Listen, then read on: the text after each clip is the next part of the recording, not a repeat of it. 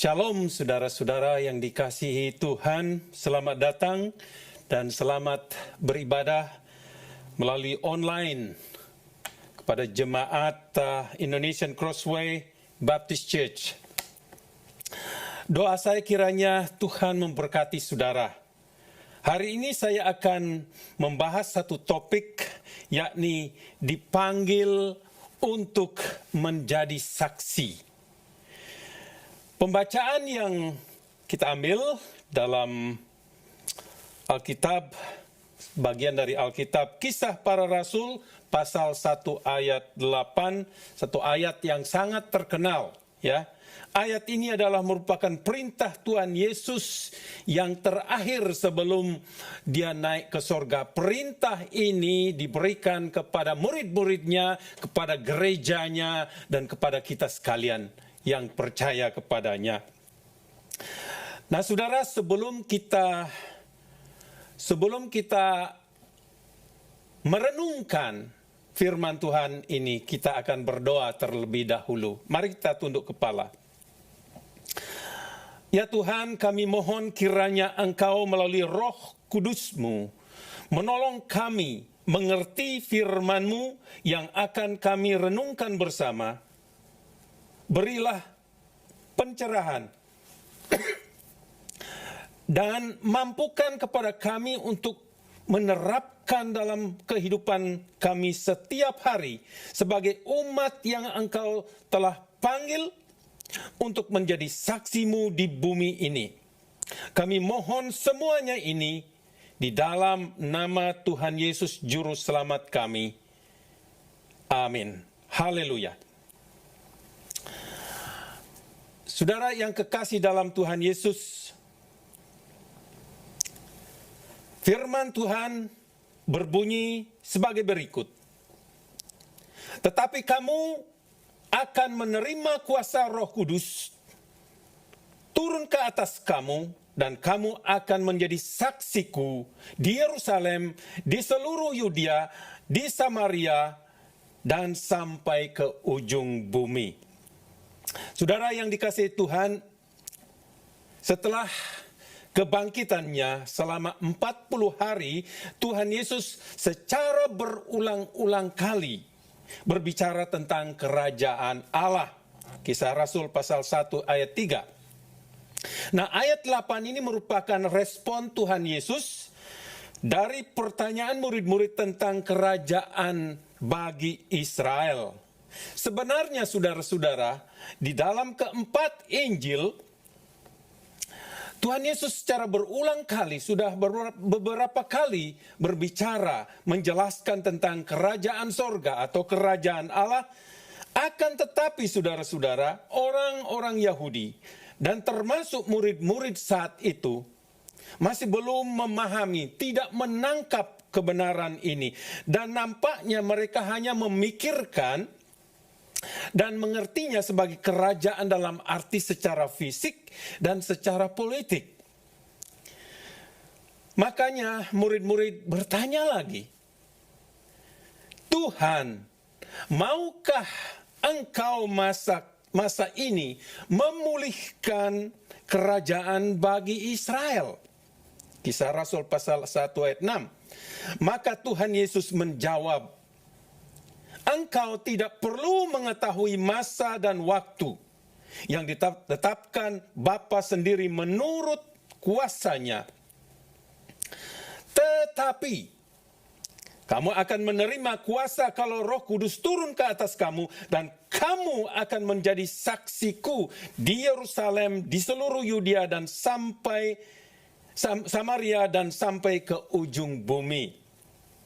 Perhatikan di sana saudara, kata tetapi dalam pembukaan ayat 8 ini. Ini merupakan kata kontras yang menunjukkan perbedaan gagasan murid-murid dan gagasan Yesus tentang kerajaan surga atau kerajaan Israel yang dituntut di sana. Murid-murid masih berpikir tentang kerajaan Israel secara fisik seperti zamannya Daud dan zamannya Salomo. Sedangkan kerajaan yang akan diberikan oleh Yesus adalah kerajaan yang bersifat rohani, di mana Yesus Kristus melalui rohnya akan tinggal berdiam dalam hati setiap orang yang percaya, dan Yesus menjadi raja di dalam hati orang percaya. Itu jauh lebih powerful, lebih kuasa dari kuasa-kuasa yang ada di dunia. Kerajaan dunia, saudara-saudara, akan berakhir, sedangkan kerajaan Allah bersifat kekal.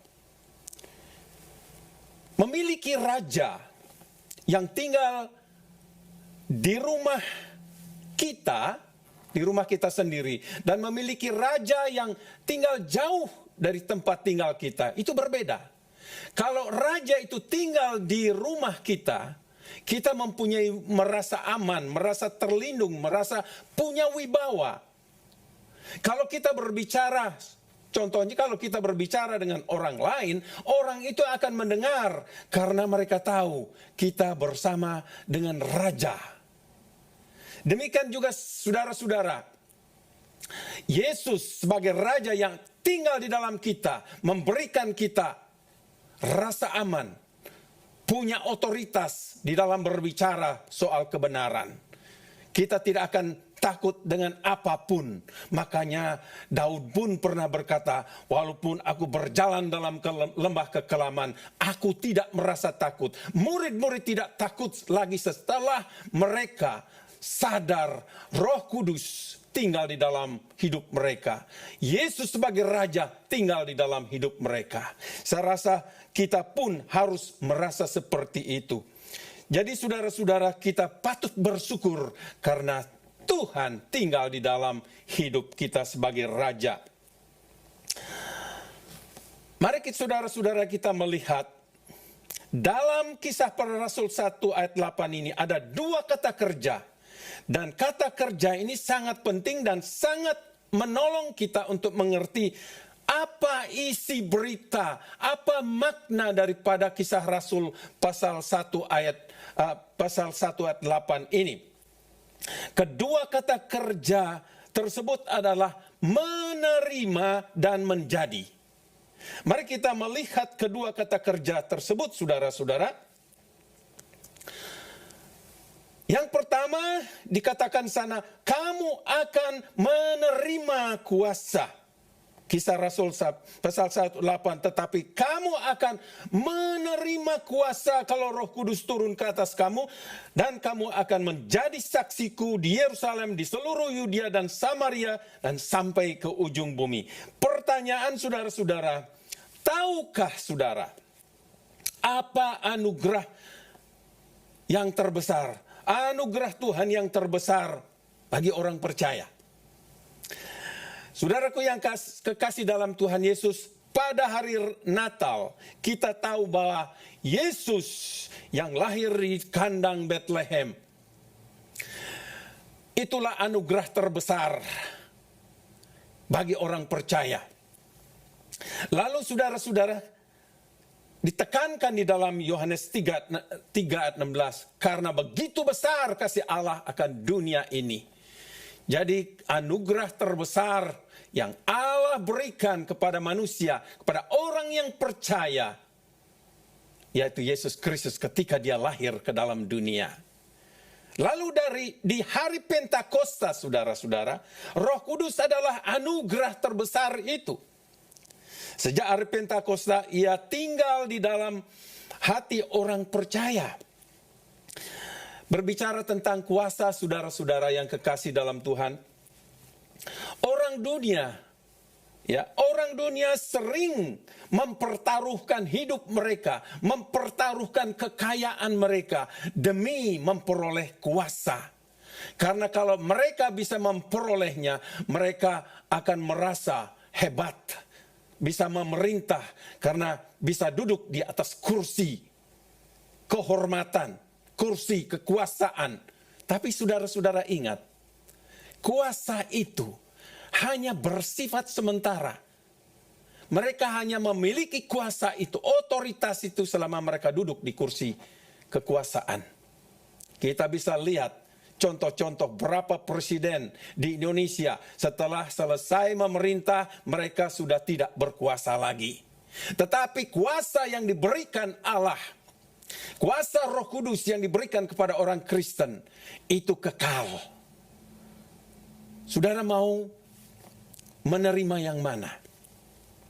Saudaraku yang kekasih dalam Tuhan Yesus, kuasa Roh Kudus adalah kuasa Allah sendiri. Kuasa yang menciptakan alam semesta ini. Bayangkan saudara, kuasa itu tinggal di dalam hidup saudara dan saya sebagai orang percaya. Nah saudara, ada 5 pertanyaan di sini. Ya, ada 5 pertanyaan yang kita akan lihat di sini.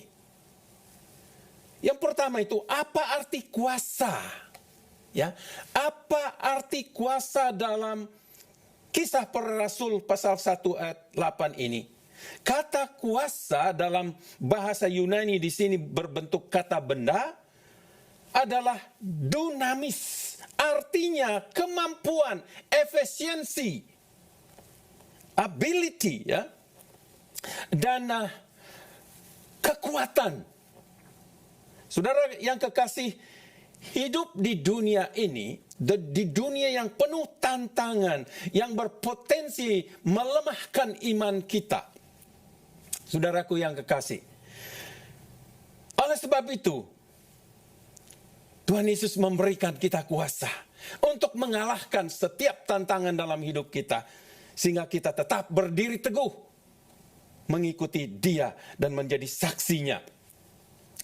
Saudara yang kekasih di dalam Tuhan Yesus, kita perlu dunamis, kita perlu kuasa di dalam dunia ini.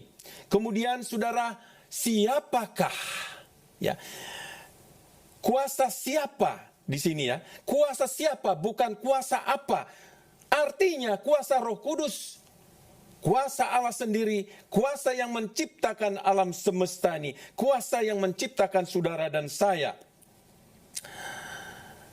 Saudara yang kekasih dalam Tuhan Yesus, karena Roh Kudus itu adalah pribadi dan bukan hanya kuasa seperti seperti pendapat saksi Yehova yang berpendapat bahwa Roh Kudus itu hanya kuasa penggerak. Itu tidak benar. Alkitab dengan jelas berkata Dia adalah pribadi. Karena itu kita bisa mendukakan Dia. Makanya di dalam Efesus pasal 4 ayat 30 dikatakan, janganlah mendukakan Roh Kudus Allah. Dengan kata lain, jangan melukai hati Roh Kudus. Sebagai pribadi, kita bisa saling melukai. Dan perasaan dilukai itu sangat tidak enak. Kalau kita sadar seperti itu, mari kita jangan sama sekali melukai hati Roh Kudus. Kemudian saudara, pertanyaan berikut, kapan mereka atau murid-murid akan menerima kuasa Roh Kudus? Ya. Jawabannya, mereka akan menerima kuasa kalau atau bila Roh Kudus turun ke atas mereka. Ya. Mereka akan menerima kuasa Roh Kudus, kuasa Roh Kudus. Kalau, ini ada kepastian kalau, bukan if, bukan jika, tapi kalau, bila. Karena ini memberikan indikasi, petunjuk, syarat, atau merupakan keputusan Allah kapan dan bagaimana Roh Kudus itu akan diterima. Yakni kalau Roh Kudus turun ke atas mereka. Atau kalau Roh Kudus turun dan hadir ke atas mereka. Saya terlalu kecepatan, ya. Saudara yang kekasih dalam Tuhan, yang pertanyaan berikutnya, siapa pemberi kuasa? Ya, siapa pemberi kuasa? Jawabannya adalah Tuhan Yesus. Rasul Lukas yang menulis Injil Lukas dan Kisah Para Rasul mencatat dalam Lukas pasal 9 ayat 1, sebagaimana Yesus memberi kuasa kepada murid-muridnya, maka Yesus memanggil ke-12 muridnya lalu memberikan tenaga dan kuasa, dikatakan dalam bahasa Inggrisnya power and authority, kepada mereka untuk menguasai setan-setan dan untuk menyembuhkan penyakit, saudara. Itu luar biasa. Jadi saudara-saudara yang kekasih, yang memberikan kuasa Roh Kudus kepada orang percaya di hari Pentakosta adalah Tuhan Yesus sendiri. Setelah dia naik ke surga 10 hari kemudian, dia curahkan Roh Kudus itu kepada setiap orang yang percaya, termasuk saudara dan saya. Pertanyaan berikut, saudara-saudara, bagaimana syarat menerima kuasa Roh Kudus? Dalam Kisah 1 ayat 2 dan 3, 1 dan 2 ada 3 prinsip atau cara bagaimana Roh Kudus diterima. Yang pertama kita melihat dengan berdoa. Saudara mungkin lihat di sana, ini khusus untuk rasul-rasul yang sudah percaya, mereka berdoa. Ya, mereka memerlukan kepenuhan Roh Kudus. Mereka sehati dengan tekun berdoa selama 10 hari. Sesuai dengan perintah Tuhan, kamu harus tinggal di Yerusalem sampai janji itu digenapi. Dan mereka taat itu, saudara-saudara. Kisah Para Rasul pasal 1 ayat 12 sampai 14. Kemudian kita melihat kedua, mereka berkumpul dengan sehati. Sehati. Tidak ada perbedaan. Fokus mereka kepada Yesus. Yang mereka sembah, yang mereka layani, yang mereka nantikan janjinya. Mereka sehati. Kemudian ketiga, bertobat dan memberi diri dibaptis. Ya, di sini maksudnya baptisan air, baptisan orang percaya. Ini cara ketiga, ini adalah untuk mereka yang bukan rasul, orang awam yang baru mendengarkan firman Tuhan, yang belum bertobat menerima Tuhan Yesus. Maka Rasul Petrus berpesan di sini, memerintahkan dan menjelaskan kepada mereka.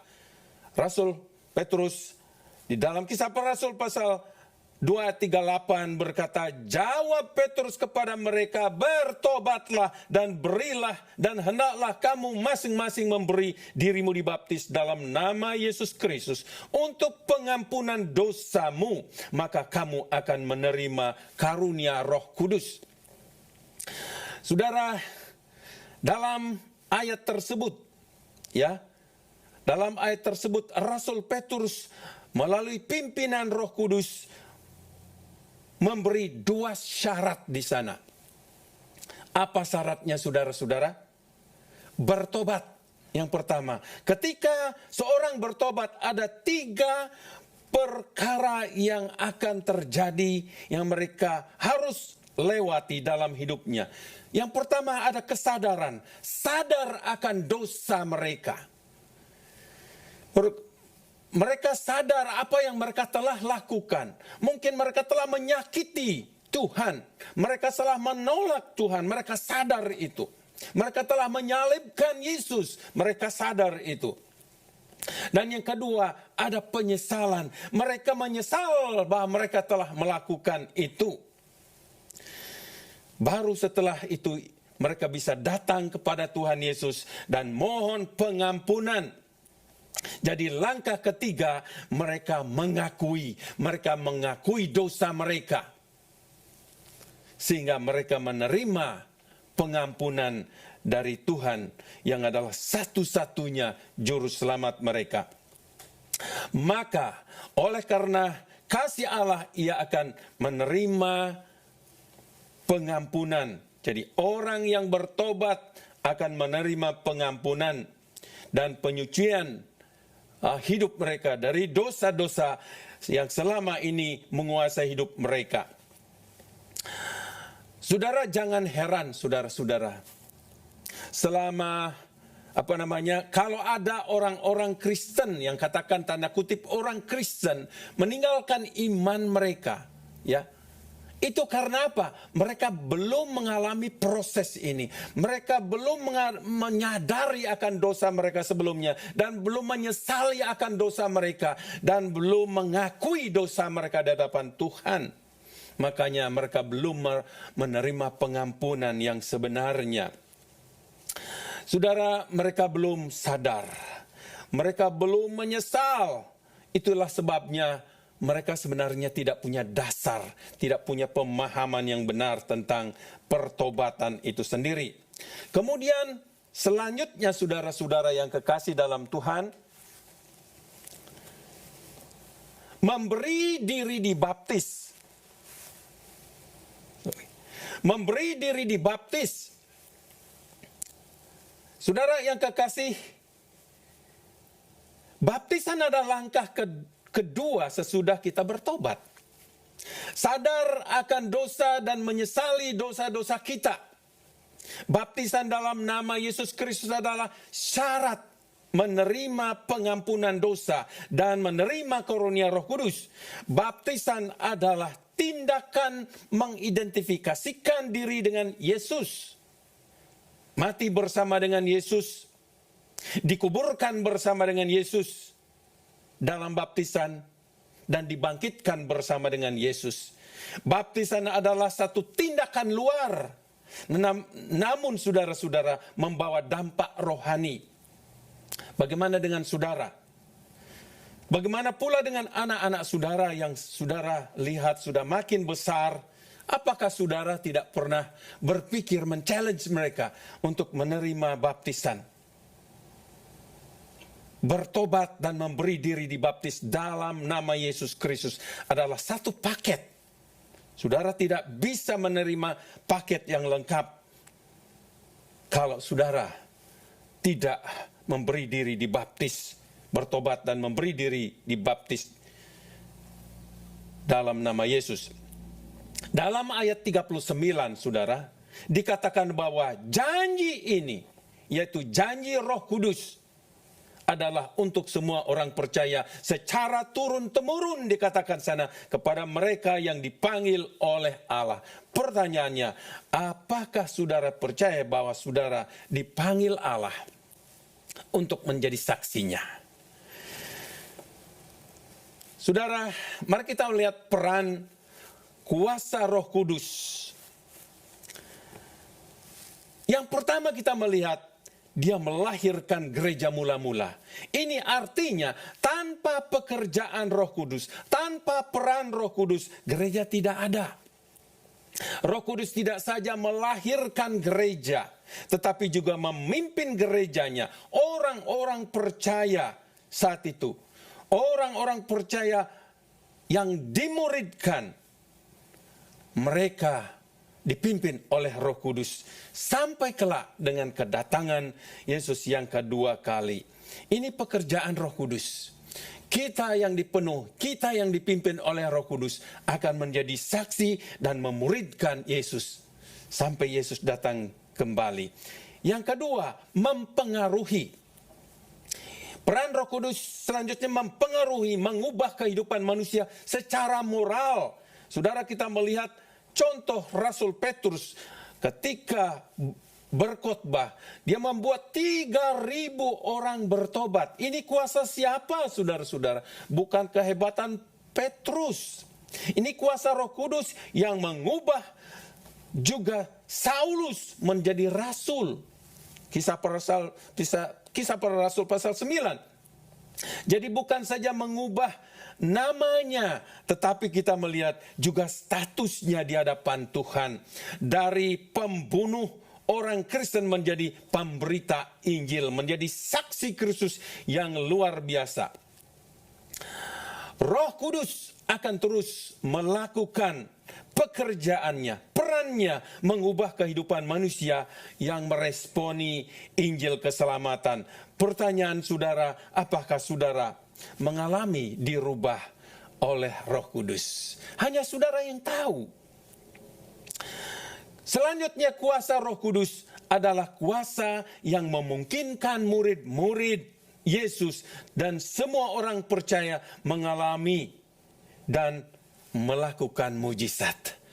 Saudara, saya bersyukur saya pernah mengalami mujizat-mujizat di luar kemampuan saya untuk mengerti dan di luar kemampuan saya untuk melakukan hal itu. Tapi oleh anugerahnya dia tunjukkan dia punya kuasa untuk melakukannya.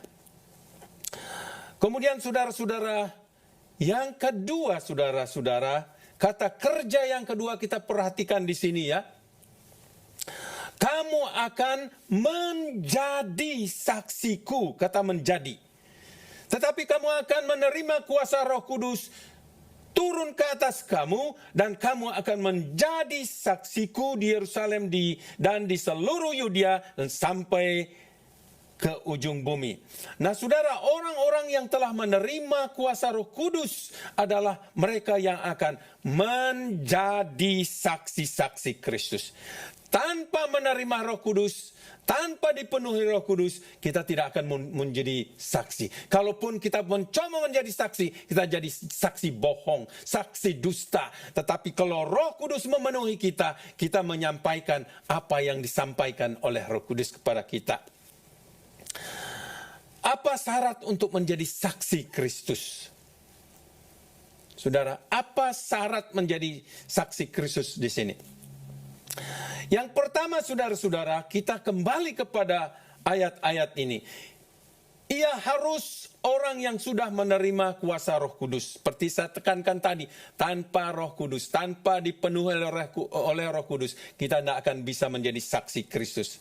Karena hanya Roh Kudus yang dapat menjadikan kita saksi Kristus yang efektif, yang benar.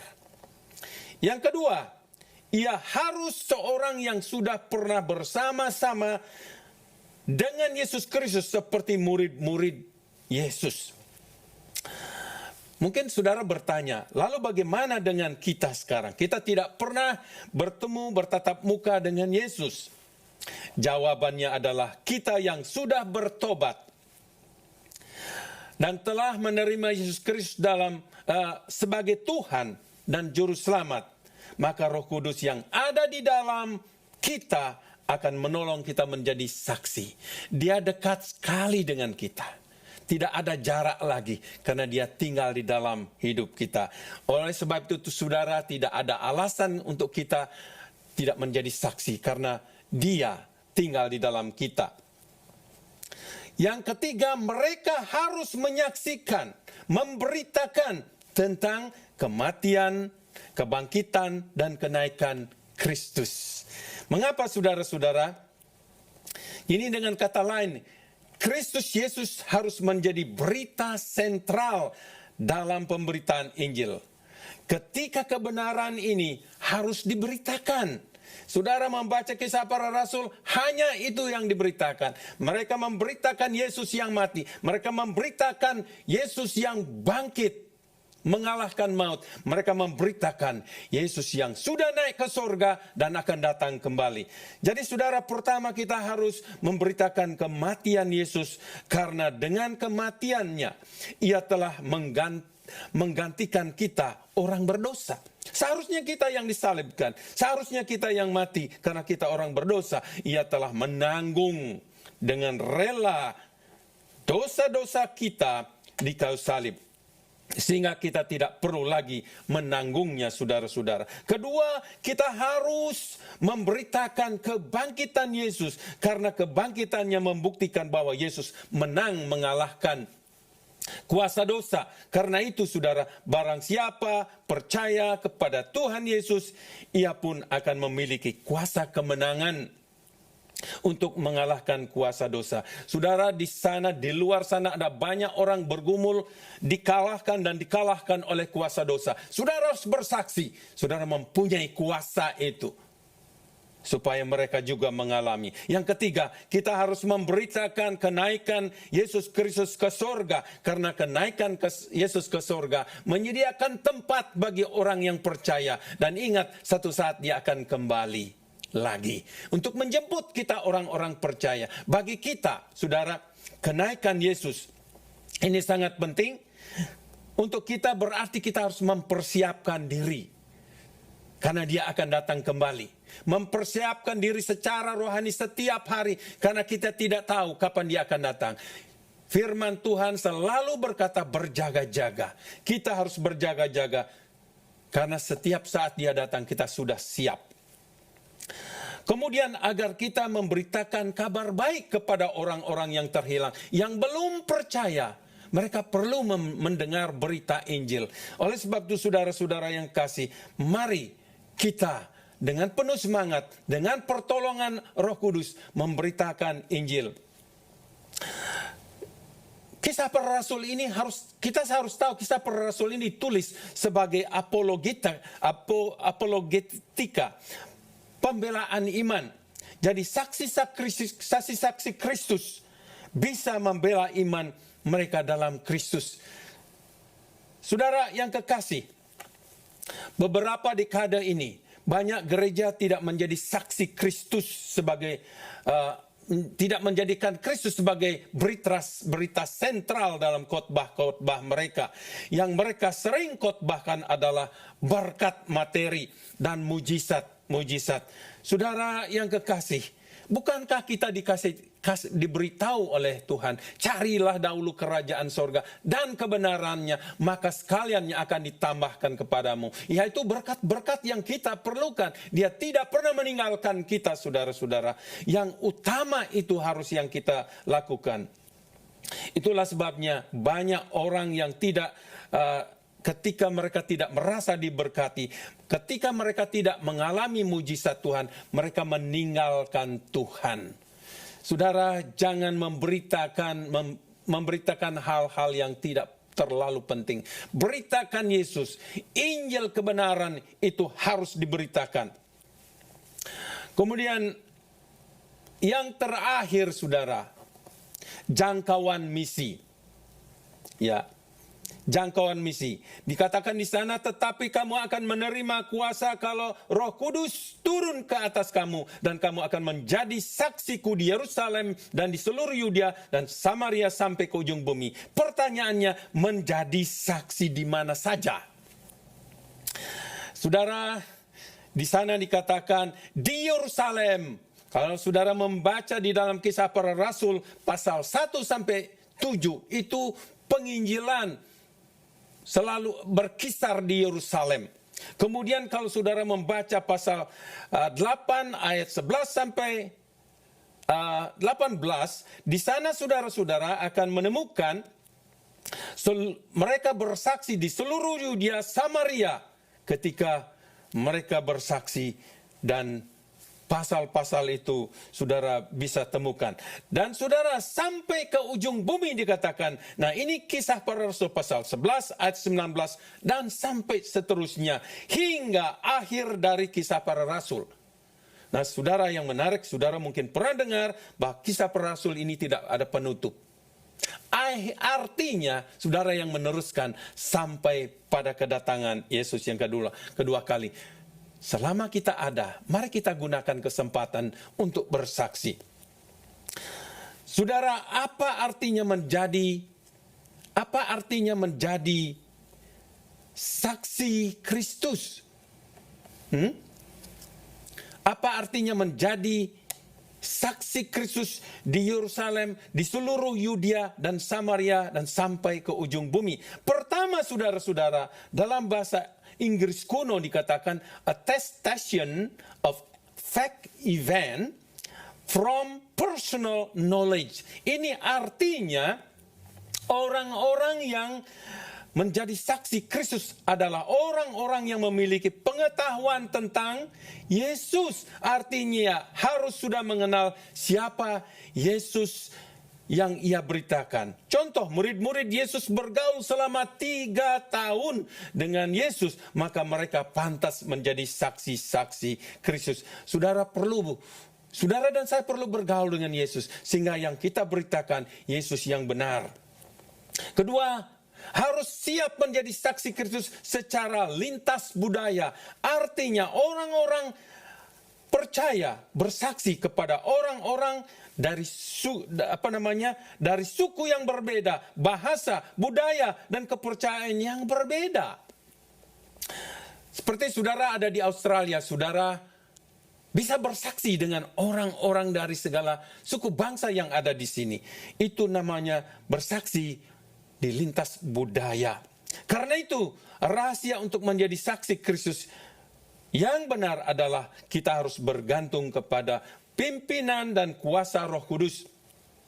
Karena ialah yang mengutus dan mengurapi kita. Yang ketiga, saudara, kita harus siap mati bagi Yesus. Ini yang berat, saudara-saudara. Banyak orang tidak mau menjadi saksi Kristus karena mereka tahu risikonya berat. Pikul salib. Kata saksi dalam bahasa aslinya adalah martir. Jadi saudara, menjadi saksi Kristus, kita harus siap menjadi martir. Orang-orang Kristen mula-mula, dan di dalam sejarah ada banyak orang Kristen menjadi martir, mati syahid. Ini artinya bahwa mereka harus rela mati memberitakan Injil atau bersaksi bagi Yesus Kristus. Sering Injil tidak diterima oleh non-Kristen, orang-orang yang bukan Kristen, bukan karena Injil itu sendiri, bukan karena Yesus itu sendiri, tapi karena kesaksian orang Kristen tidak memuliakan Tuhan. Muhammad Gandhi sebenarnya kepingin menjadi orang Kristen, cuma dia bilang message-nya, Injil itu luar biasa, tapi kesaksian orang Kristen yang membuat dia tidak mau menjadi orang Kristen. Saudara, banyak orang Kristen tidak mau merendahkan diri. Yesus itu datang ke dunia merendahkan diri. Sehingga saudara-saudara kita melihat di dalam Filipi pasal 2. Dia merendahkan diri, menjadi hamba, menjadi pelayan. Marilah juga kita merendahkan diri sebagai saksi-saksi Kristus. Sebagai saksi Kristus, berita yang kita sampaikan adalah kematian, kebangkitan, dan kenaikan Yesus Kristus, serta kedatangannya yang kedua kali. Karena kalau dia datang, dia menjadi raja yang adil, yang berkuasa. Kalau saudara di Indonesia, orang Kristen biasanya dituduh sebagai agama kolonial, agama penjajah. Saya di Malang, di Jawa sering dibilang agama Kristen itu agama Londo, agama orang Belanda. Tetapi kita harus bisa buktikan, saudara-saudara, bahwa tuduhan itu tidak benar.